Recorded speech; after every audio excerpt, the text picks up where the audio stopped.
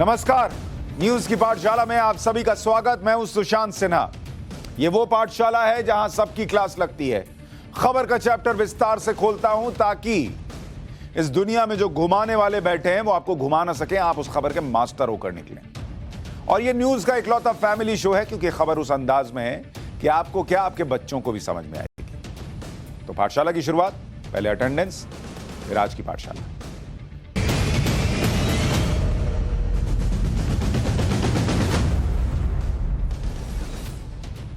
पाठशाला में आज आपके लिए लेकर आया हूं, आज महात्मा गांधी। सही सुन रहे हैं आप, आज महात्मा गांधी लगाएंगे राहुल गांधी की क्लास। राहुल गांधी से बापू के वो सवाल जो ईडी नहीं पूछेगा, लेकिन वो सवाल राहुल गांधी को, कांग्रेस पार्टी को सुनने चाहिए और देश को भी सुनने चाहिए। मोदी को मारने की धमकी देकर राहुल गांधी को बचा लेंगे क्या? योगी का बुलडोजर नए फ्राइडे प्लान पर कैसे चल गया, आपको यह भी बताऊंगा क्योंकि जुमा बहुत दूर नहीं है। शरद पवार देश के अगले राष्ट्रपति होंगे क्या, इस सवाल का जवाब भी ढूंढेंगे। आपकी जिंदगी से बैन होने वाली नई लिस्ट आ गई है। अब क्या बैन होने वाला है, क्या बंदी होने वाली है, वो भी आपको बताऊंगा। लेकिन पाठशाला की शुरुआत सत्याग्रह पर राहुल गांधी से, महात्मा गांधी के सवालों के चैप्टर से।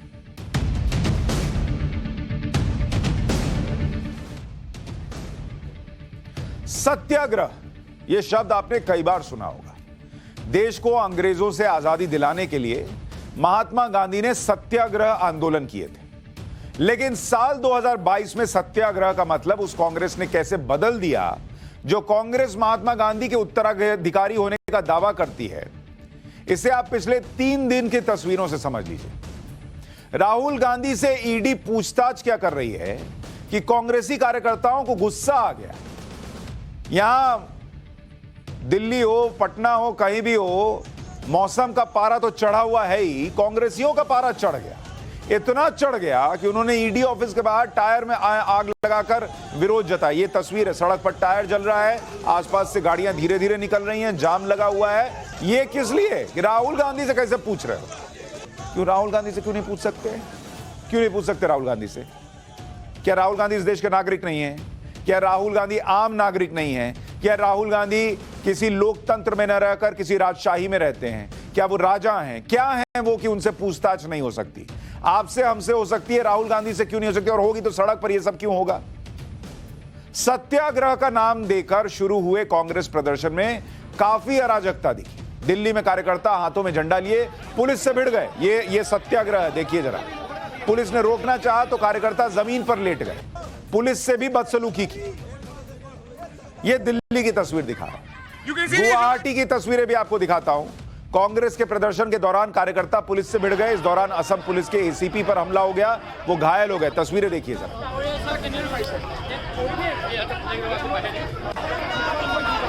ये वहां के एसीपी हैं। ये भाई साहब, सर देखिए, खून गिर रहा है। पुलिस वाले का खून बह रहा है क्योंकि राहुल गांधी से सवाल कैसे पूछ लिया ईडी ने जी? कौन कैसे पूछ लिया? ये इनका एटीट्यूड है और ये इनका सत्याग्रह है। 3 दिन से ईडी राहुल गांधी से पूछताछ कर रही है। इसके विरोध में कांग्रेस दिल्ली और देश भर में प्रदर्शन कर रही है। बड़े बड़े नेता हर जगह से आ गए हैं। बड़े बड़े नेता इस गर्मी में जो है वो राहुल गांधी से विरोध प्रदर्शन करके जता रहे हैं कि ईडी को पूछताछ क्यों करनी चाहिए, सवाल पूछ रहे हैं। कांग्रेस इसे सत्याग्रह बता रही है, लेकिन सही मायने में सत्याग्रह क्या होता है, इसे आज पूरी कांग्रेस पार्टी को ध्यान से देख लेना चाहिए। और ये मैं नहीं बताऊंगा कि सत्याग्रह क्या होता है। सत्याग्रह के बारे में आज राहुल गांधी को, सोनिया गांधी को, कांग्रेस पार्टी को खुद महात्मा गांधी बताएंगे पाठशाला में। आज उन्हें सुनना चाहिए कि महात्मा गांधी सत्याग्रह के लिए क्या कहकर गए। महात्मा गांधी वो व्यक्ति थे जिन्होंने सबसे पहले सत्याग्रह शब्द का इस्तेमाल किया। खुद महात्मा गांधी की ओरिजिनल आवाज में आपको सुनवा रहा हूं कि कैसे सत्याग्रह के नाम पर उस जमाने में भी दुराग्रह होते थे। 3 अक्टूबर 1947 को प्रार्थना सभा के बाद महात्मा गांधी ने सत्याग्रह के नाम पर होने वाले ढोंग पर अपनी बात रखी। आज कांग्रेस के हर नेता को बापू को सुनना चाहिए, शायद उन्हें सत्याग्रह का मतलब क्लियर हो जाए। सुनिए। मैं देख रहा हूं कि हमारे मुल्क में काफी जगह पे आज सत्याग्रह चलता है, ऐसा कहते हैं। तो मुझको बड़ा शक है कि जिस जगह पे वो कहते हैं सत्याग्रह चलता है, वहाँ सचमुच वो सत्याग्रह है कि दुराग्रह है। ऐसा हमारे मुल्क में हो गया है कि एक चीज का नाम ले लो लेकिन काम तो इससे उल्टा ही है। और आज जो कोई भी आदमी, वैसे भले पोस्ट ऑफिस के हों, टेलीग्राफ ऑफिस के हों, रेलवे के हों या तो देशी राज्यों में हो, कि जिस जगह पे वो सत्ता लेने की कोशिश कर रहे हैं, उन सबको इतना समझ लेना चाहिए कि हम ये काम जो कर रहे हैं वो सत्य है या असत्य है। अगर असत्य है तो उसका आग्रह क्या करना था, अगर सत्य है तो सत्य का आग्रह तो हमेशा हर हालत में करना ही चाहिए। मैंने दोनों चीजें आपको साथ में दिखा दी। महात्मा गांधी जिस सत्याग्रह का जिक्र कर रहे हैं और कह रहे हैं कि उस जमाने में भी लोग सत्याग्रह के नाम पर दुराग्रह कर रहे थे, और आज जो कांग्रेस सत्याग्रह बता रही है उसको महात्मा गांधी जो बोलकर गए उससे मैच कर लीजिए, मिल रहा है, ये सत्याग्रह है। कभी आपने महात्मा गांधी को देखा ऐसा सत्याग्रह करते हुए? इतना ही नहीं, आज महात्मा गांधी राहुल गांधी को बताएंगे कि एक सत्याग्रही का आचरण कैसा होना चाहिए, क्योंकि महात्मा गांधी ये बता कर गए अपनी आत्मकथा माई एक्सपेरिमेंट्स विथ ट्रुथ में। महात्मा गांधी ने लिखा कि सत्याग्रही का आचरण कैसा हो। सुने राहुल गांधी। महात्मा गांधी कहते हैं कि एक सत्याग्रही को समाज के नियमों का पालन करना चाहिए, अपनी मर्जी से करना चाहिए, अपनी मर्जी से, किसी के बोलने पे नहीं। समाज के नियमों का पालन अपनी मर्जी से करना चाहिए क्योंकि ये उसका कर्तव्य है। सत्याग्रही तभी समाज के नियमों का निष्ठापूर्वक पालन कर पाएगा जब वो ये समझने की स्थिति में होगा कि कौन सा नियम सही है और कौन सा नियम पक्षपातपूर्ण। तभी वो कुछ नियमों के खिलाफ सही सत्याग्रह कर पाएगा। महात्मा गांधी तो कहकर चले गए कि सत्याग्रही का आचरण यह होना चाहिए कि वो समाज के नियमों को माने। अब जरा तस्वीरें दिखाइए समाज के नियमों को मानते हुए कांग्रेसियों की। ये देखिए, ये समाज का नियम मान रहे हैं, आगजनी चल रही है, ये समाज का नियम मान रहे हैं, ट्रैफिक जाम कर दिया है। ये इनका समाज का नियम मानने का सत्याग्रही का तरीका है, आज वाले सत्याग्रहियों का। वो कह रहे हैं महात्मा गांधी की सत्याग्रही का आचरण यह हो कि उसको पता रहे कि क्या नियम सही है और क्या गलत, कौन सा पक्षपातपूर्ण है और कौन सा नहीं। क्या राहुल गांधी और कांग्रेस पार्टी जो खुद को सत्याग्रही बता रहे हैं, उनको समझ में नहीं आ रहा कि ईडी अगर पूछताछ के लिए बुलाती है तो सबको बुलाती है, इसमें कोई पक्षपातपूर्ण रवैया नहीं है? क्या राहुल गांधी को यह नहीं पता कि वो और सोनिया गांधी सुप्रीम कोर्ट तक चले गए इस मामले को रोकने के लिए कि भैया नेशनल हेराल्ड केस को आप रोक दीजिए? उन्होंने कहा नहीं रोकेंगे। ईडी अब पूछताछ कर रही है, चीजों को तलाश रही है, इसमें कोई भेदभाव नहीं है, ऐसी तलाशी बहुतों की होती है। आम आदमी पार्टी के सत्येंद्र जैन, जिनकी याददाश्त चली गई है, वो भी जेल में है। बहुतों से बहुत तरीके की पूछताछ हो रही है। आम आदमी से लेकर मैंने आपको ईडी का पूरा इतिहास बताया था कि कितने लोगों पर केस हुई, कितनों से रिकवरी हुई। तो कैसे सत्याग्रही हैं कि आपको लग रहा है कि सिर्फ आपके साथ हो रहा है? महात्मा गांधी सत्याग्रह में अहिंसा की बात करते थे। आज की कांग्रेस के नेता सत्याग्रह का नाम लेकर मोदी को धमकियां दे रहे हैं। सुनिए महाराष्ट्र में कांग्रेस के एक नेता कहूं या सत्याग्रही को, जो देश के प्रधानमंत्री के लिए कैसे शब्द का इस्तेमाल कर रहे हैं, कैसे मौत की धमकी दे रहे हैं, सुनिए। नरेंद्र मोदी तेरा वही हाल होगा, अब क्या बोलेंगे, की मौत होती है ऐसे नरेंद्र मोदी की मौत होगी। यह भी मैं आपको बोलना चाहता हूँ। हो सकता है इसके भी खिलाफ मेरे को 1000 नोटिस मिल जाए, उसकी कोई परवाह नहीं है। हम लड़ते आए, आगे भी लड़ेंगे। इतना ही बोलते हुए मेरे दोस्त समाप्त करता हूँ। नरेंद्र मोदी की मौत, और फिर बीप हमें लगाना पड़ा क्योंकि भाषा अमर्यादित थी, उस जैसी मौत होगी। ये सत्याग्रही हैं। भाषा सुन लीजिए देश के प्रधानमंत्री के लिए। कभी आपने प्रधानमंत्री को बोलते सुना है कि फलाने आदमी की मौत ऐसी होगी? सुना है आपने? लेकिन असली गांधी के वारिस यही हैं और उत्तराधिकारी खुद को बताते हैं, सत्याग्रही बताते हैं। महात्मा गांधी सत्याग्रह के आंदोलन पर कहते थे कि सत्याग्रह ऐसा आंदोलन है जो पूरी तरह सच्चाई पर कायम है और हिंसा के उपायों के एवज में चलाया जा रहा है। अहिंसा सत्याग्रह दर्शन का सबसे महत्वपूर्ण तत्व है, अहिंसा। और ये लोग कह रहे हैं नरेंद्र मोदी जो है फलाने जानवर की मौत मर जाएंगे, क्योंकि सत्य तक पहुंचने और उस पर टिके रहने का एकमात्र उपाय अहिंसा ही है। महात्मा गांधी के लिए सत्याग्रह का मतलब क्या था, यह तो आपको समझ में आ गया। अहिंसा होनी चाहिए, समाज के नियमों का पालन करना चाहिए, क्या गलत है सही है समझ में आना चाहिए, दुराचार नहीं होना चाहिए, यह उनका सत्याग्रह था। लेकिन आज मैं आपको बताता हूं कि कांग्रेस का सत्याग्रह क्या है। ये जो नई कांग्रेस है, गांधी परिवार वाली कांग्रेस, इसका सत्याग्रह क्या है जरा वो भी देखिए। आज की कांग्रेस का सत्याग्रह, सत्याग्रह, और ये आज की कांग्रेस का बता रहा हूं। आज की कांग्रेस का सत्याग्रह क्या रह गया है, और इनके लिए सत्याग्रह का मतलब है टायर जलाना, इनके लिए सत्याग्रह का मतलब है जाम लगाना, पब्लिक को परेशान करना। राहुल गांधी से सवाल जवाब हो रहा है, इसलिए तुम घंटों जाम में फंसे रहो, तुम इस रास्ते से नहीं उस रास्ते से घूम के जाओ। पुलिस वाले का सर फट जाए तो फट जाए, लेकिन राहुल गांधी से पूछताछ नहीं होनी चाहिए। ये इनका सत्याग्रह है। सत्याग्रह इनके लिए क्या है, धक्का मुक्की करना। ये इनका नई वाली कांग्रेस, गांधी परिवार की कांग्रेस का सत्याग्रह। इनके लिए सत्याग्रह क्या है, मोदी को धमकी देना।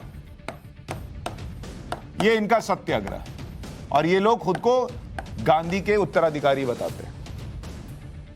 इनके लिए सत्याग्रह क्या है, राहुल सोनिया को प्रोटेक्ट करना। ये इनका सत्याग्रह हो गया, को बचाना। अरे कैसे दो लोगों को बचाना तुम्हारा सत्याग्रह हो गया भाई, किस तरह से सत्याग्रह हो गया? सत्याग्रह यह होता है कि सत्य बोल दो जाके वहां क्या हुआ है। एक सवाल जवाब नहीं हो रहा, क्या हो गया, पूरे देश में तमाशा बना के छोड़ दिया। महात्मा गांधी ने आज से 76 साल पहले कह दिया था कि कांग्रेस को खत्म कर देना चाहिए। 27 जनवरी 1948 को महात्मा गांधी ने लिखा था कि अपने वर्तमान स्वरूप में कांग्रेस अपनी भूमिका पूरी कर चुकी है, इसे भंग करके एक लोक सेवक संघ में तब्दील कर देना चाहिए। लोक सेवक संघ में, परिवार सेवक संघ में नहीं, क्योंकि महात्मा गांधी शायद तभी समझ गए थे कि 2022 में क्या होगा। महात्मा गांधी ने 1938 में हरिजन पत्रिका के एक लेख में यह भी कहा था कि कांग्रेस की मौत स्वाभाविक होगी जिसकी वो हकदार है। ये महात्मा गांधी के शब्द हैं कि कांग्रेस की मौत स्वाभाविक होगी जिसकी वो हकदार है, और ये तब होगा जब कांग्रेस के पास तर्क नहीं होंगे और गुंडागर्दी का प्रभाव होगा। इन पंक्तियों को जो उन्होंने 1938 में कहा था, इसको आप सुनेंगे तो ऐसा लगेगा जैसे महात्मा गांधी 2022 में बैठकर कह रहे हो कि कांग्रेस की मौत स्वाभाविक होगी, इसकी वो हकदार है, और ये तब होगा जब कांग्रेस के पास तर्क नहीं, गुंडागर्दी का प्रभाव रह जाएगा। आज राजनीतिक तौर पर कांग्रेस का क्या हाल है, क्यों उसको लोग स्वीकार नहीं करते? क्योंकि वो पार्टी लोगों से अलग दिखती है। वो पार्टी एक परिवार के लिए तो कुर्बान दिखती है, लेकिन देश के लिए कुर्बान क्यों नहीं दिखती? वो पार्टी एक परिवार के लिए सड़क पर जो कर रही है, ये पब्लिक देखती है, और इसीलिए महात्मा गांधी ने जो कहा आज वो सच हो रहा है। राजनीतिक तौर पर कांग्रेस पार्टी खत्म होती जा रही है। एक समय था जब नेहरू परिवार का इलाहाबाद में घर आनंद भवन आजादी के आंदोलन के लिए समर्पित कर दिया गया था कि रखो, आजादी के आंदोलन में इस्तेमाल होगा। तब आनंद भवन आजादी के लिए चलाई जा रही तमाम गतिविधियों का केंद्र बिंदु था। आज के जमाने की कांग्रेस की स्थिति यह है कि गांधी परिवार पर गंभीर आरोप लगे हैं कि उसने नेहरू द्वारा शुरू की गए एजेएल की करीब 800 करोड़ की संपत्ति को व्यक्तिगत फायदे के लिए यंग इंडियन नाम की कंपनी बनाकर सिर्फ 50 लाख रुपए में अपने नाम कर लिया। और आप चाहते हो कि इस आरोप पर आपसे सवाल जवाब ना हो, क्यों ना हो? और अगर सवाल जवाब करने लायक भी केस नहीं था तो सुप्रीम कोर्ट नहीं रोक देता, हाई कोर्ट नहीं रोक देता, किसी ने रोक नहीं लगाई। किसी ने रोक नहीं लगाई, एक बार नहीं कई बार गए, रोक नहीं लगी। और आप चाहते हो कि आपसे पूछताछ भी ना और होगा तो देश भर में तमाशा चलेगा जितने दिन होगा। राहुल गांधी से 13 जून को पहली बार ईडी ने पूछताछ की थी। उस दौरान रणदीप सुरजेवाला ने कहा था कि गोडसे के वंशज महात्मा गांधी को हरा नहीं पाए और गांधी के वंशजों को भी नहीं हरा पाएंगे। सुनिए एक बार। हम सबको कारावास भेजिए ना, आजीवन कारावास भेजिए। हम गोडसे के वंशजों की तरह माफी नहीं मांगेंगे। गांधी जी ने भी जेल काटी, गोडसे के वंशज महात्मा गांधी को हरा नहीं पाए, उनके उत्तराधिकारियों को कैसे हरा पाएंगे? महात्मा गांधी के उत्तराधिकारी ये लोग कैसे हो गए? महात्मा गांधी कह के जा रहे हैं कि कांग्रेस अपनी मौत मर जाएगी, कांग्रेस को खत्म हो जाना चाहिए। ये लोग सेल्फ क्लेम्ड महात्मा गांधी के उत्तराधिकारी हो गए। उनका सत्याग्रह कुछ और, इनका सत्याग्रह जो है उन्होंने सत्याग्रह का पूरा नरक कर दिया, लेकिन ये महात्मा गांधी के उत्तराधिकारी हो गए अपनी मर्जी से। क्यों? क्योंकि सरनेम गांधी लगा लिया। और ये कांग्रेस के ट्वीट में लिखा ये गांधी का वंशज है। राहुल गांधी गांधी जी के वंशज कैसे हो गए? गांधी जी के वंश से राहुल जी का क्या कनेक्शन है जरा समझाइए। नेहरू जी के परिवार से गांधी जी का सरनेम उठा के लगा लिया तो आप वंशज हो गए। गजब खेल चल रहा है इस देश के अंदर। और अगर वंशज कुछ किसी तरीके से सारी चीजें दाहिने बाएं करके वंशज बन ही जाना है तो कम से कम उन वंशज को उनका जो सत्याग्रह है उसको तो बचा के रखते हैं। सत्याग्रह के नाम पर कांग्रेस नेता मजाक बनाकर रखा है। सबके बीच राहुल गांधी की नजरों में नंबर बढ़ाने की होड़ लगी। कांग्रेस नेता उदित राज ने आज अपने विरोध प्रदर्शन का वीडियो ट्वीट किया। सड़क पर 10 से 15 लोग दिख रहे हैं। सत्याग्रह के नाम पर यह मजाक नहीं है तो क्या है बताइए? तमाशा नहीं है तो क्या है? एक तरफ जाम लगा हुआ है, दूसरी तरफ सड़क छेक कर 15 लोग बैठ गए, फोटो खिंचवाए, ट्विटर पर डाले, हो गया, निकल गए, सबको अटेंड है। उस दिन दिग्विजय सिंह कह रहे थे हाजिरी कहां लगानी है बताओ भाई। ये भाई साहब ये देखिए सड़क पे गाड़ियां रुकी हुई हैं, 15 लोग बैठ के सत्याग्रह कर रहे हैं। ये सत्याग्रह है? ये सत्याग्रह है कि देश का तमाशा बना के छोड़ दिया इन लोगों। राहुल गांधी कांग्रेस पार्टी में किसी पद पर नहीं है, वो सिर्फ एक सांसद है, उनसे सीनियर कई सांसद हैं। फिर भी राहुल गांधी के लिए पूरी कांग्रेस पार्टी सड़क पर उतार दी गई और वो भी सिर्फ ईडी की पूछताछ हुई है, अभी ईडी का एक्शन नहीं हुआ है। जो सुब्रमण्यम स्वामी कहते कि ये तो जेल जाएंगे, तो जिस दिन जेल जाएंगे उस दिन क्या करेंगे अगर उनके आरोप सही निकले तो? आज कांग्रेस की प्रेस कॉन्फ्रेंस में 2 राज्यों के मुख्यमंत्री आए, राजस्थान से अशोक गहलोत और छत्तीसगढ़ से भूपेश बघेल। दोनों 12 जून की शाम से दिल्ली में बैठे हैं, अपने राज्य का कामकाज छोड़कर यहां बैठे हैं। क्यों? क्योंकि राहुल गांधी से ईडी पूछताछ कर रही है तो इनको प्रदर्शन करना है। आज भूपेश बघेल वापस लौट गए, अशोक गहलोत अभी यहीं पर बैठे हुए। राज्यों के मुख्यमंत्री, वैसे ही इनके पास कितने राज्य बचे हैं? जो बचे हैं उसके मुख्यमंत्री शक्ति प्रदर्शन के लिए 3-3 दिन यहां बैठे रहेंगे। इसके पहले अशोक गहलोत साहब वो राज्यसभा चुनाव को लेकर और वहां पे छुट्टी, जितने इनके नेता थे सब जो है वो रिजॉर्ट पॉलिटिक्स में बिजी थे, तो पहले उतने दिन रिजॉर्ट पॉलिटिक्स चला। अब यहां पर विरोध और सत्याग्रह, सो कॉल्ड सत्याग्रह पॉलिटिक्स चल रही है। मुख्यमंत्री साहब अपने यहां कब जाएंगे? मई में राजस्थान के उदयपुर में कांग्रेस का चिंतन शिविर हुआ। चिंतन शिविर में कांग्रेस ने यह तय किया था कि 2 अक्टूबर से कश्मीर से कन्याकुमारी तक भारत जोड़ो यात्रा की जाएगी। यानी मई में तय हुआ कि अक्टूबर में सड़क पर उतरेंगे, क्योंकि मई जून की भयंकर गर्मी थी। तो एक काम करो, इसको 2 अक्टूबर से कनेक्ट कर दो, उधर मौसम थोड़ा ठीक हो जाएगा। और क्या रहा होगा? लेकिन जैसे ही राहुल गांधी से ईडी की पूछताछ का मामला आया, कांग्रेस पार्टी गांधी परिवार के लिए जून की भयंकर गर्मी भूल गई और सड़क पर आ गई। यानी पार्टी नहीं, सिर्फ परिवार की अहमियत ज्यादा है। यह प्रश्न अगर उठता है तो गलत नहीं उठता। कांग्रेस यह सवाल उठा रही है कि एक राहुल गांधी को सुबह बुला लिया जाता है, रात में छोड़ते हैं, 3 दिन से पूछताछ कर रहे हैं, इतनी लंबी पूछताछ क्यों हो रही है? जबकि सच यह है कि पहले 2 दिन अगर आप देखेंगे राहुल गांधी से जो पूछताछ हुई है, राहुल गांधी से जो पूछताछ हुई है, इसका सच आपको बताता हूं जो हमें सूत्र बता रहे हैं। और वो पूछताछ में सूत्रों का कहना है कि दिन देखने में आपको लगेगा कि 2 दिन से चल रहा है, लेकिन सवाल जवाब कितने देर हुआ आपको पता है? सिर्फ 6.5 घंटे। 6.5 घंटे पूछताछ हो पाई है। क्यों भाई इतने कम देर क्यों हो पाई 2 दिन में? मंडे को 3 घंटे हुई, जबकि मंडे ये 9 घंटे से ज्यादा बैठे थे। 9 घंटे से ज्यादा अंदर रहे, लेकिन पूछताछ 3 घंटे हुई। और मंडे व ट्यूसडे को जो है वो 3.5 घंटे हुई। इस दिन भी ये करीब 10 घंटे अंदर थे। तो बाकी के 20 घंटे में से 6.5 घंटे पूछताछ हो रही है, तो बाकी के 13.5 घंटे क्या हो रहा है? आपके मन में भी सवाल होगा।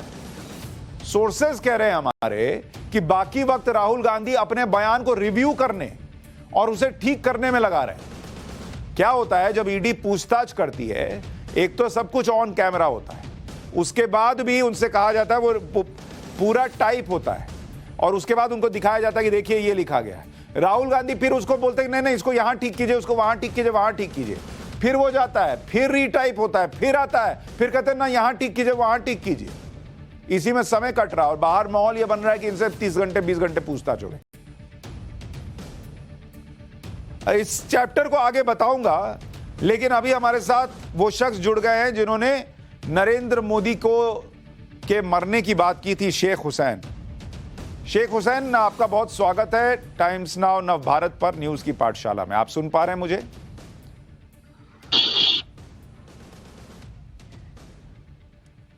शेख हुसैन कहां है? उनको बुलाइए। हाँ, हेलो। शेख हुसैन जी, आपको आवाज आ रही है? आ रही है जी। ये आज जो आपने नरेंद्र मोदी जी के लिए कहा, देश के प्रधानमंत्री के लिए, कि उनकी मौत जो है वो एक जानवर की तरह होगी, क्या आपको लगता है ये आपकी भाषा ठीक थी? देश के प्रधानमंत्री के लिए ऐसे शब्दों का इस्तेमाल करना गलत नहीं है? मैंने आज नहीं कहा, 2 दिन पहले जो सत्याग्रह हुआ था, ठीक है, जब सत्याग्रह हुआ था, हमारा आंदोलन हुआ था नागपुर शहर के अंदर में, राहुल गांधी और सोनिया जी को जो ईडी का नोटिस आया उसके खिलाफ में, वहां पर मेरा भाषण हुआ था।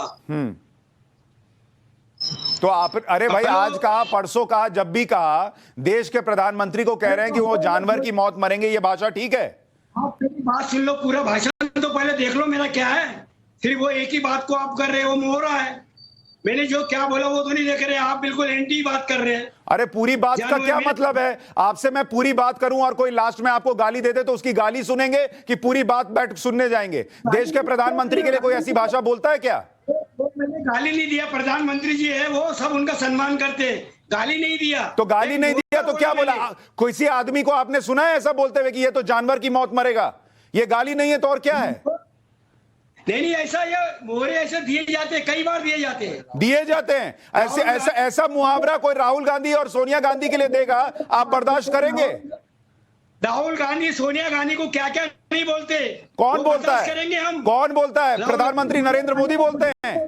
आप कांग्रेस पार्टी के नेता है, आपकी ये भाषा है? मंच पर खड़े होकर कह रहे वो जानवर की मौत मरेंगे, ये कोई भाषा होती है? इटली की है, इसकी है, उसके रहे हो। सोनिया गांधी वो है जिन्होंने प्रधानमंत्री का पद ठुकरा के मनमोहन सिंह जी को बनाया और उसके बाद रिमोट अपने हाथ में लेकर 10 साल शासन चलाया।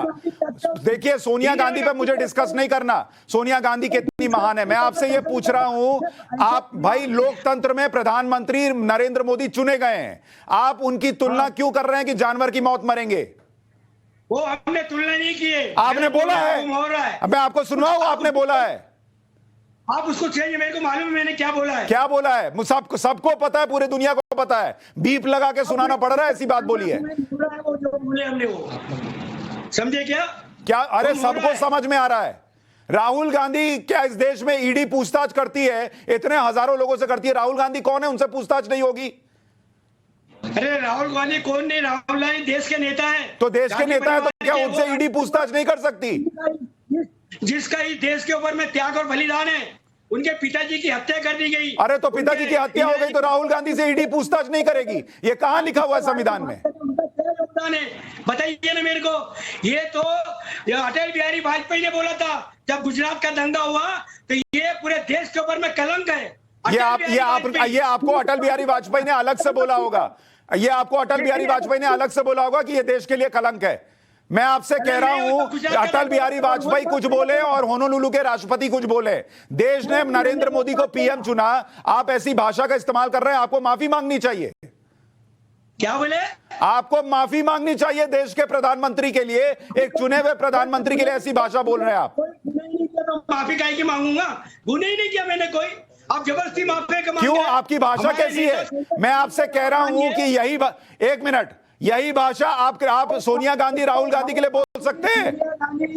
राहुल गांधी, सोनिया गांधी, इनके बाल को भी धक्का लगेगा, पूरा कांग्रेस जन रोड पर आके खड़े हो जाएगा। अरे कांग्रेस तो ऑलरेडी रोड पर आ गई है, आप रोड पर क्या खड़े होंगे?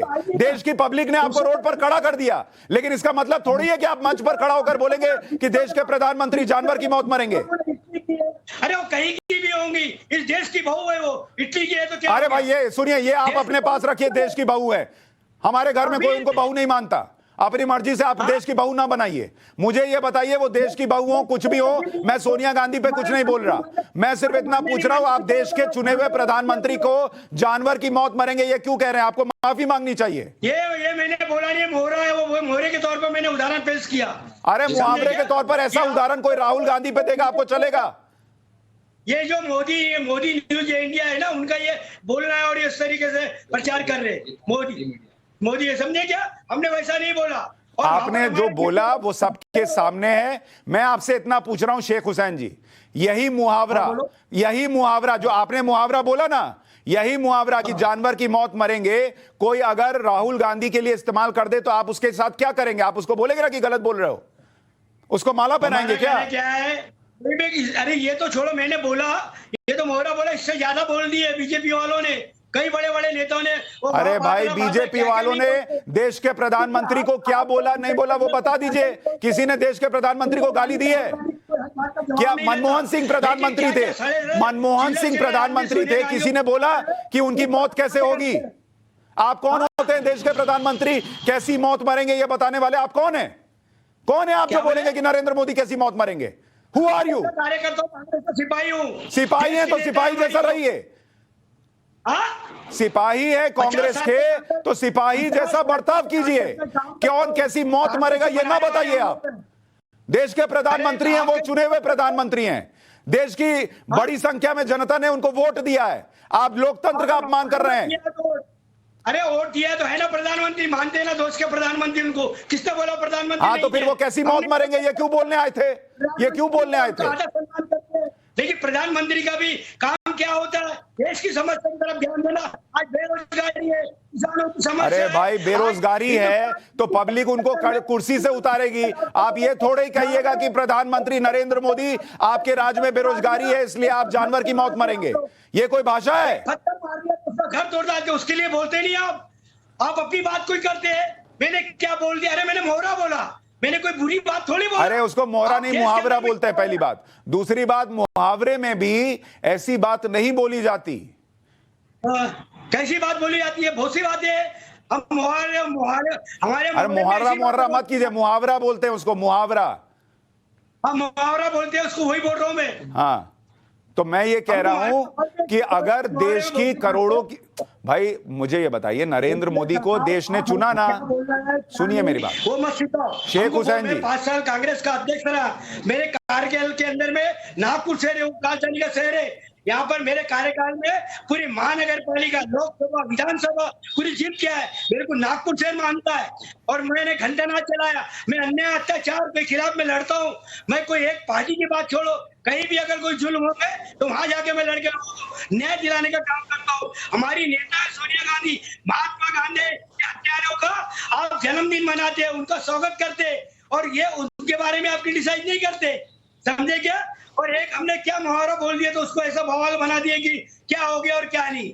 हम काहे को उनके लिए दुआ मांगेंगे? हम तो बोलते 100 साल जिए मोदी जी, 100 साल जिए मोदी जी। बहुत बढ़िया, यही मैं सुनना चाह रहा था। 100 साल जिए मोदी जी, ये भाषा ठीक है। 100 साल जिए सोनिया गांधी जी, ये भाषा ठीक है। 100 साल जिए राहुल गांधी जी, ये भी भाषा ठीक है। लेकिन मुहावरे में भी देश के बड़े पदों पर बैठे देश के सांसदों, प्रधानमंत्री, इनके लिए ऐसा नहीं बोला जाता कि ये तो जानवर की मौत मरेंगे। आपकी तो भाषा देखिए इतनी खराब है, फिर भी मैं आपके लिए नहीं बोलूंगा कि आप ऐसी मौत मरे वैसी मौत मरे। जबकि आपकी भाषा जो है वो बिल्कुल जिस तरीके से आप बोलते हैं नेता जैसी भाषा नहीं है। आप पर सुना, कुछ गलत नहीं बोला। अरे भाई गलत नहीं बोला। आपको और कितने मुहावरे आते हैं? जरा एक आध राहुल गांधी पे मुहावरा सुनाइए। बहुत मुहावरा आता है आपको। राहुल गांधी में मुहावरा क्या सुनाना है, किस पे क्या सुनाना है? मैं नागपुर शहर के अंदर सुनाते रहता हूँ। आप क्या कोई अरे एक सुनाइए, हमारे शो में भी सुनाइए, देखे और कितना मुहावरा आता है। शेख हुसैन की जहां भी मीटिंग नहीं वहां जाया करो और उनके भाषण और मुहावरे को मेरे को भेजा करो। तो आप क्या बैठ के मुहावरे सुनाते हैं वहां लोगों को? लोग आपका मुहावरा सुनने आते हैं। हजारों की भीड़ रहती है, हजारों की भीड़, बड़े बड़े लोगों के बीच में, लाखों हजारों लोगों के बीच में बोलता हूँ मैं। तो हजारों लोगों की भीड़ में बैठ के मुहावरा सुनाते हैं? मुहावरे नहीं, भाषण देता हूँ, के खिलाफ लड़ता हूँ, किसानों के लिए लड़ता हूँ, बेरोजगार। अगर मुहावरा सुनाया था तो एफआईआर क्यों हुई आप पर? ये मैं माइनॉरिटी का आदमी हूँ नागपुर शहर में। आप अब ये माइनॉरिटी लेके ना आइए, माइनॉरिटी लेके ना आइए। मुझे ये बताइए कि आप पर एफआईआर क्यों हुई फिर? अरे एफआईआर हुई तो फर्क नहीं पड़ता ना, करने दो ना। एफआईआर हुई तो अब एफआईआर होगी तो अरे ये बताइए, इतना मुहावरा लेके चलते हैं, सुनिए, इतना मुहावरा लगे, सुनिए ना शेख हुसैन जी, इतना मुहावरा लेके चलते हैं शेख हुसैन जी। खुश रहिए ना। अरे मैं तो बहुत खुश हूं। मैं कह रहा हूं इतना मुहावरा लेके चलते हैं, जवाब बगल से कोई और बता रहा है क्या बोलना है टीवी पर। हजारों की भीड़ में बोलते हैं, जवाब बगल से कोई और बता रहा है टीवी पे क्या बोलना है। ऐसे लोगों के मैं व्हाट्सएप आपको भेजता हूँ 10-20, करो कार्रवाई उनके ऊपर में। मेरे से उससे ज्यादा गंदा ऐसे बोलते हैं, उनके व्हाट्सएप भेजता हूँ आपको। अच्छा एक बात बताइए शेख हुसैन जी, एक बात बताइए, आपने कहा कि आपने सिर्फ एक मुहावरा बोला, तो जब आपने मुहावरा बोला तो आपने ये पहले खुद ही क्यों जोड़ दिया कि इस पर मुझे हो सकता है नोटिस मिल जाए? आपको पता था ना कि मुहावरा ठीक नहीं है। अरे मुहावरा जब आता है आदमी, मैंने पूरे भाषण दिया, मेरे पूरे भाषण को देखिए ना आप भाषण सुनोगे तो बोलेंगे शेख हुसैन ने बहुत सही बोला है। बाद में मुहावरा बोला मैंने। आपने बहुत सही बोला होगा, लेकिन देश के प्रधानमंत्री के लिए ऐसा मत बोला कीजिए। बता रहा हूं आपको, देश के पब्लिक ने उनको चुना है, वो कौन कैसी मौत मरेगा किसी को थोड़ी पता होता है। आपको ऐसी भाषा का इस्तेमाल नहीं करना चाहिए। जो बोल रहे थे 100 साल जिएंगे, 200 साल जिएंगे, जितनी निष्ठा राहुल गांधी और सोनिया गांधी के लिए दिखा रहे हैं, उतनी ही देश के प्रधानमंत्री के लिए दिखाइए। देश पहले है, देश पहले है, हमको मालूम है। और देश पहले, इसलिए देश को तोड़ने का काम मत करो, दोस्त को जोड़ने का काम करो, देश के माहौल को खराब मत करो। एक पत्थर मार दिया बोलकर लोगों के घर मत तोड़ डालो, लोगों के दुकानदार मत तोड़ दो, उजागर मत कर दो लोगों को। अच्छे से रहने दो साहब, उनको बताइए आप ठीक से काम करने के लिए। ठीक है। समझे क्या बर्बाद कर रहे, लाठियों से मार रहे, पैर हाथ तोड़ डाल रहे लोगों के। आप वो नहीं देखते क्या टीवी के ऊपर में? अरे मैं तो देखता हूं, पत्थर उठाइए मत, पत्थर उठाइए मत, कोई लाठी नहीं मार रहा। आपको देखिए ऐसा ऐसा मुहावरा सुना रहे हैं, किसी ने लाठी मारा क्या? शेख हुसैन जी सुनाई दे रहा है? आइए, कहां गए? बोलिए ना साहब, बोलिए। हाँ नहीं, मैं बस आपको कह रहा था कि आप जैसे धीरे धीरे समझ गए कि 100 साल जिए। मैं जाते जाते एक मुहावरा मैं सुनाऊं, अगर आपकी इजाजत हो। मेरे को मुहावरे, तुम्हारे मुहावरे सुनाने की जरूरत नहीं है। सुनिए ना, सुनिए प्लीज, मेरा एक सुनते जाइए। मेरा भी एक आपको अर्ज किया है, मेरा मुहावरा सुनते जाइए। शेख हुसैन जी, मेरा एक मुहावरा सुनते जाइए। नहीं, सुनिए ना। भैंस के आगे बीन बजाए भैंस खड़ी पगुराए, सुने हैं? ला, बीन सुन के चले गए, कोई नहीं। लेकिन ऐसे लोगों को वहां से कि जानवर की मौत मरेंगे से और 100 साल जिए नरेंद्र मोदी जी का, इतना इनको समझ में आना जरूरी है कि देश के प्रधानमंत्री किसी पद पे बैठे, मनमोहन सिंह भी थे, बहुत लोग बैठे। कौन कैसी मौत मरेगा ऐसी भाषा का इस्तेमाल होता था क्या? क्या बना दिया इन लोगों ने? राहुल गांधी से पूछताछ हो रही है इसलिए नरेंद्र मोदी जो है जानवर की मौत मरेंगे, क्या है? पाठशाला में अब जुमे की नमाज के बाद हिंसा के रिपीट टेलीकास्ट की धमकी का चैप्टर।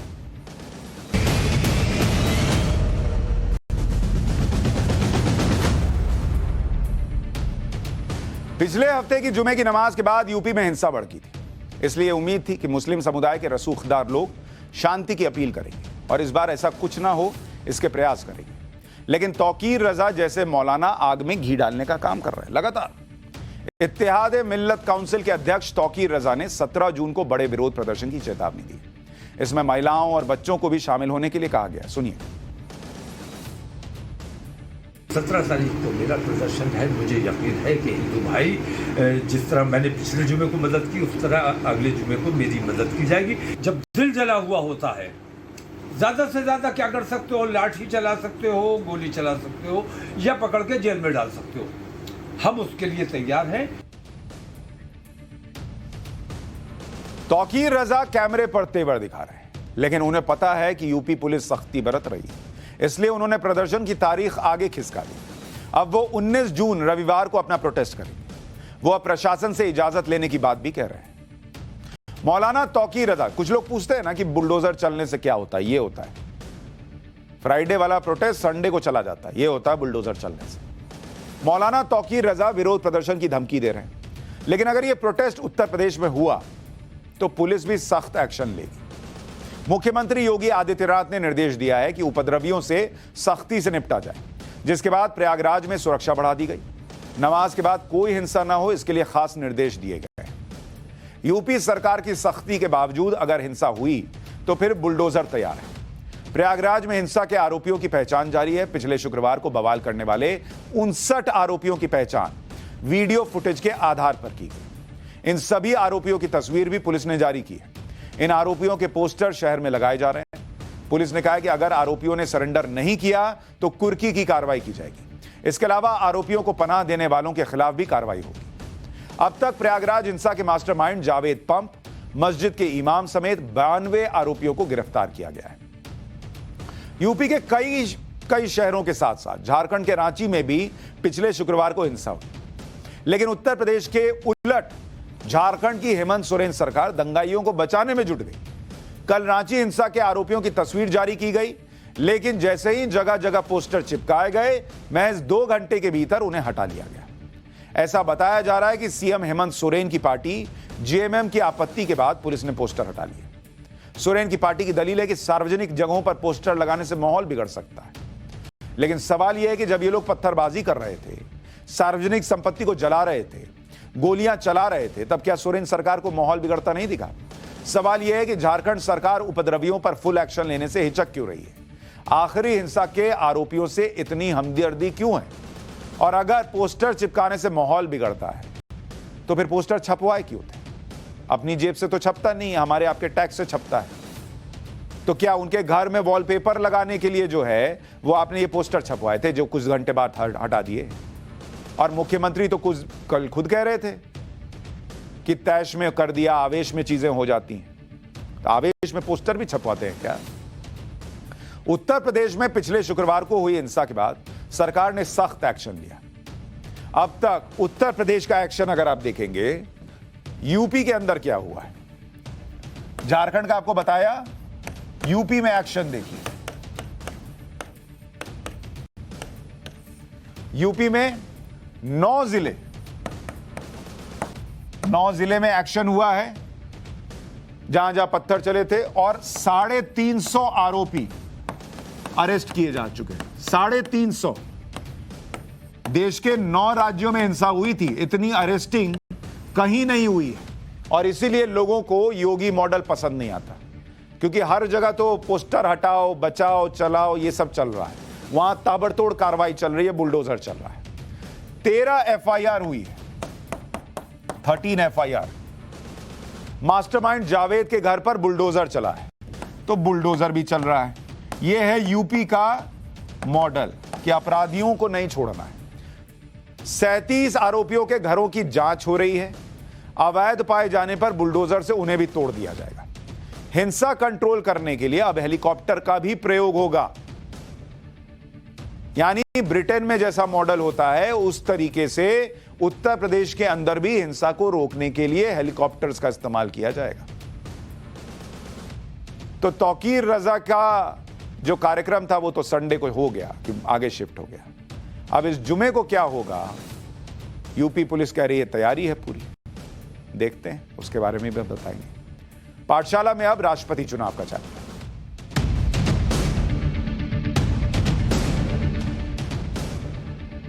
क्या शरद पवार देश के अगले राष्ट्रपति होंगे? यह बात हम इसलिए कह रहे हैं क्योंकि विपक्ष ने राष्ट्रपति चुनाव के लिए मीटिंग्स का दौर शुरू कर दिया है। ममता बनर्जी ने आज एक मीटिंग बुलाई जिसमें 18 पार्टियां शामिल हुई। दिल्ली के कॉन्स्टिट्यूशन क्लब में यह मीटिंग करीब 2 घंटे चली। बैठक में विपक्षी नेताओं ने राष्ट्रपति चुनाव पर चर्चा की और आम सहमति से विपक्ष का उम्मीदवार उतारने का फैसला किया। बैठक खत्म होने के बाद ममता बनर्जी खुद मीडिया से बात करने आई और कहा कि उन्होंने राष्ट्रपति पद के लिए शरद पवार के नाम का प्रस्ताव दिया, जिस पर सभी दल के नेता सहमत थे, लेकिन जिनको राष्ट्रपति बनाने की कोशिश है वही शरद पवार तैयार नहीं थे।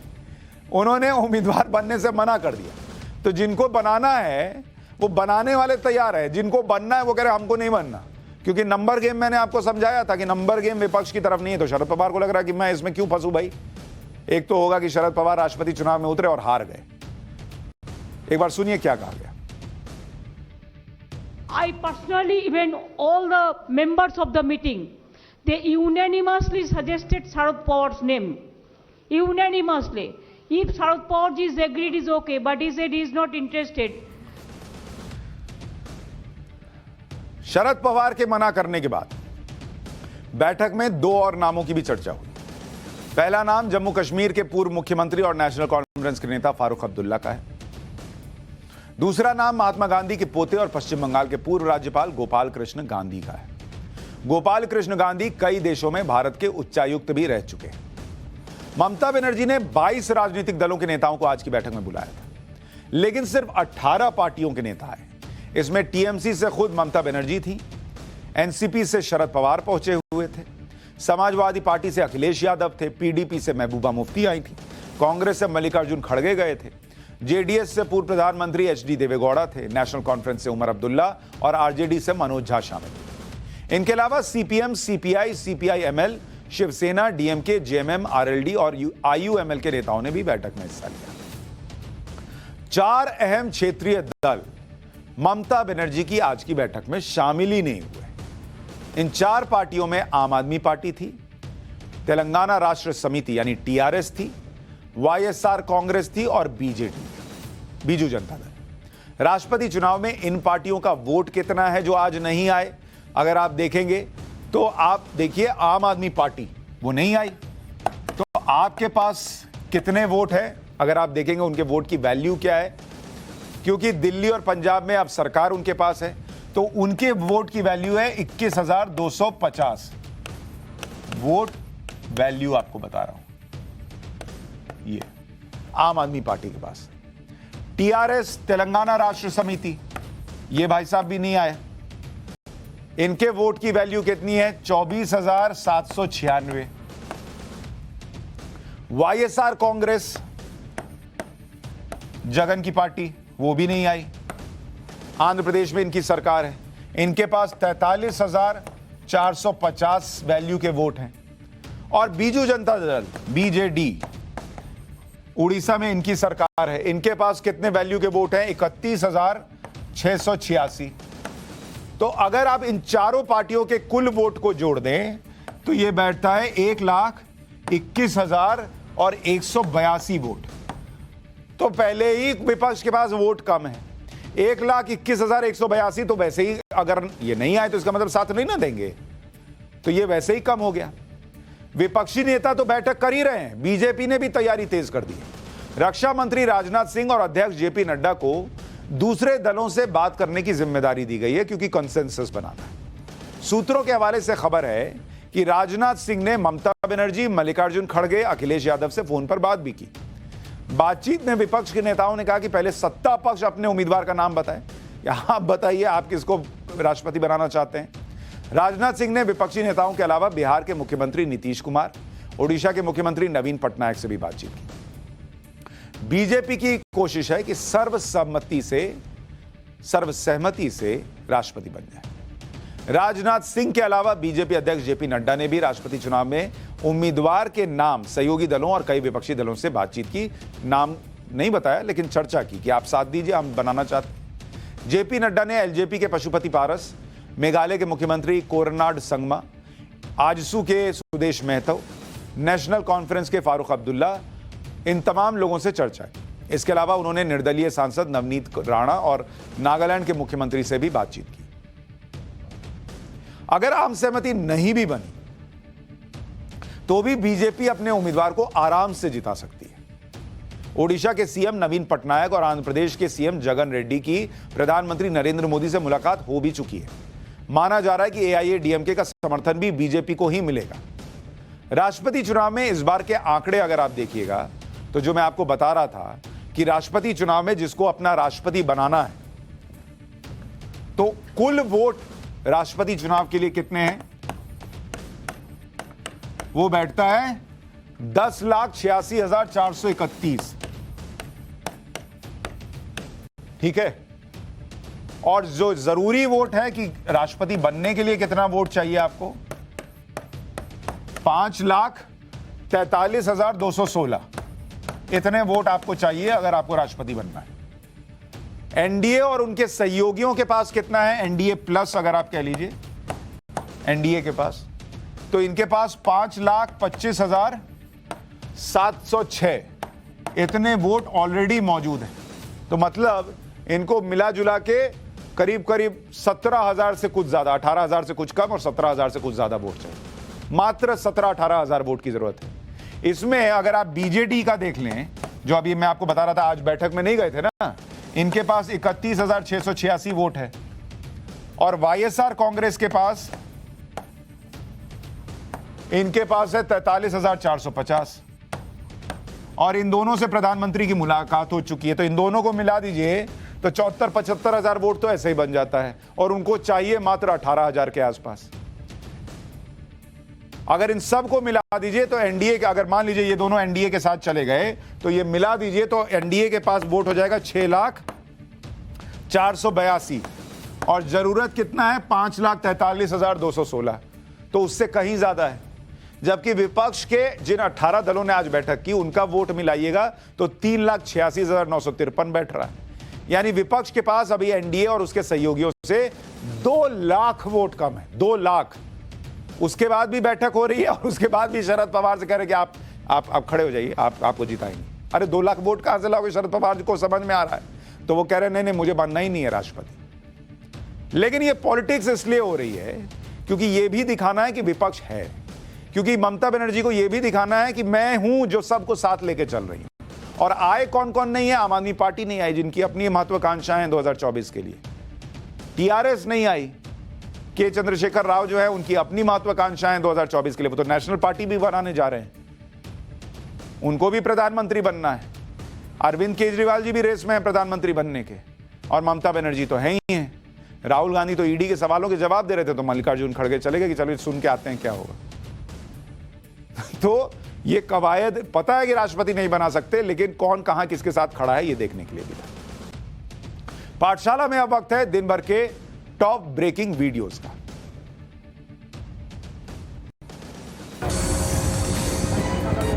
खुला आसमान और नीला पानी, जिसके बीच उड़ते हुए ये पैराशूट। ये शानदार नजारा किसी पिकनिक स्पॉट का नहीं, बल्कि हिंद के वीरों की एक्सरसाइज का है। हिमाचल प्रदेश के गोविंद सागर जलाशय में आर्मी का 2 दिवसीय संयुक्त सैन्य अभ्यास चल रहा है, जिसमें भारतीय सेना और वायुसेना के जवान शामिल हुए हैं।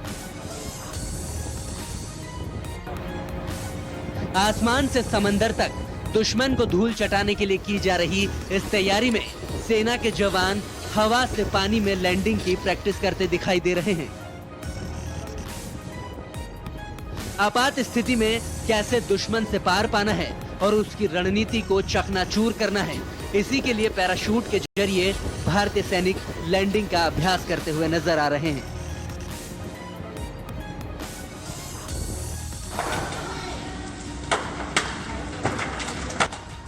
नीला आसमान और काले धुएं का गुबार। मुंबई से आई ये तस्वीरें केमिकल फैक्ट्री में लगी भीषण आग की है। फैक्ट्री में लगी आग ने धीरे धीरे विकराल रूप ले लिया। आग की लपटें और आसमान तक उठते धुएं का गुबार दूर तक देखा जा सकता है।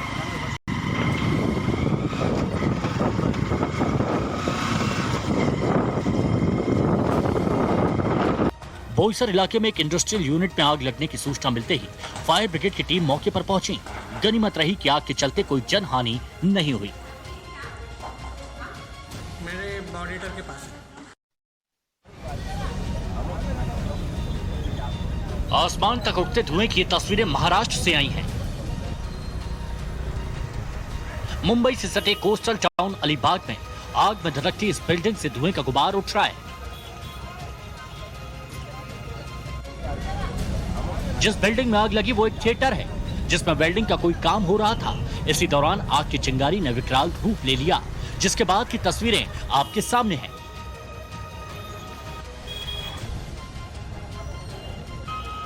आग लगते ही इलाके में अफरा तफरी मच गई।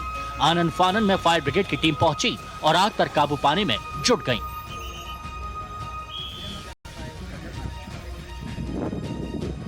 उत्तराखंड के विकास नगर में खोतरी पावर हाउस में लगी आग की तस्वीरें हैं ये।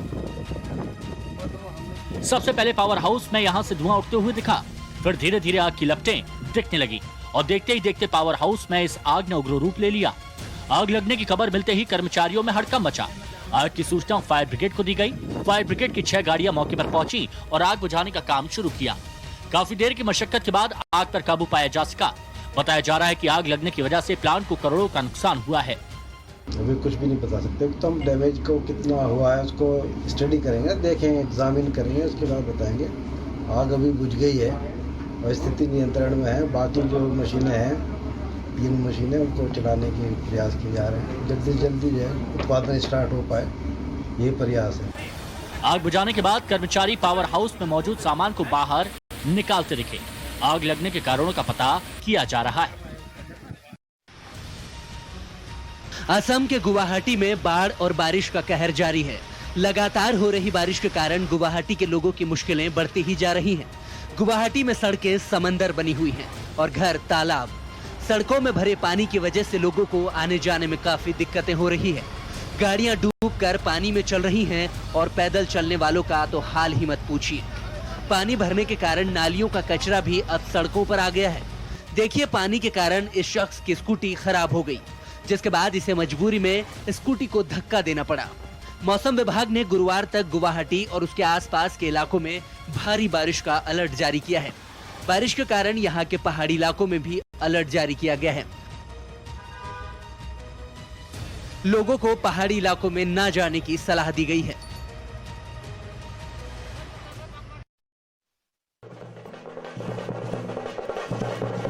ढोल नगाड़ों पर शेर की पोशाक पहने कलाकार और पारंपरिक वाद्य यंत्र बजाते ये लोग। ये तस्वीरें तमिलनाडु के कोयम्बटूर के एक रेलवे प्लेटफॉर्म की हैं। भारत गौरव योजना के तहत इंडिया की पहली प्राइवेट ट्रेन सेवा को कोयम्बटूर से हरी झंडी दिखाकर रवाना किया गया है। भारतीय रेलवे ने इस ट्रेन को प्राइवेट सर्विस प्रोवाइडर को 2 साल की लीज पर दिया है। ये ट्रेन महीने में 3 बार चलेगी। इस ट्रेन को कोयम्बटूर से शिरडी के लिए रवाना किया गया है। इस ट्रेन के टिकट सरकारी ट्रेनों के बराबर ही हैं। इसके साथ ही इसमें सफर करने वाले यात्रियों को शिरडी में साईं बाबा मंदिर में दर्शन के लिए विशेष VIP सुविधा मिलेगी। भारत गौरव ट्रेन में सवार यात्रियों को शाकाहारी खाना मिलेगा। वहीं ट्रेन में रेलवे पुलिस फोर्स के साथ साथ एक ट्रेन कैप्टन, एक डॉक्टर और निजी सुरक्षा कर्मी भी सवार होंगे।